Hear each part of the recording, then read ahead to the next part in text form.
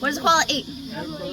Eucalyptus leaf, okay? There are 900 different species of eucalyptus. A koala's only going to average around 20 of those species. It doesn't give them a whole lot of range. And to make them even fussier, because it literally just can't end there, they only eat the very tip of the leaf. Now, the tip of the leaf, that is the most toxic part of the leaf, okay? So baby koalas, they actually cannot eat the leaf straight away once they go off mum's milk. They need to eat the mum's milk, eat a mysterious middle food, and then they can eat the leaf.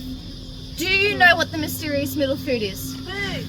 It's their mum's poo. Oh. How disgusting is that? Would you eat your mum's poo? Would you do it? No? Would you eat your mum's poo?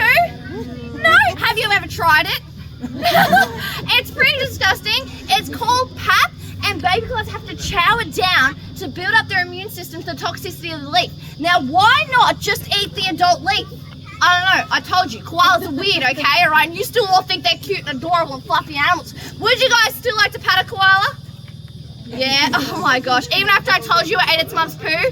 You guys are weirdos, alright, okay? Weirdos, alright? Now, I honestly could go on all day about the koala. There is more weird facts, so if you want some more weird facts after the show, come find me. I'll spill way more about them. But we will wrap it up there. Now, when we do pat my koala, I do ask, please don't touch his head or his ears. I know it's super tempting, but when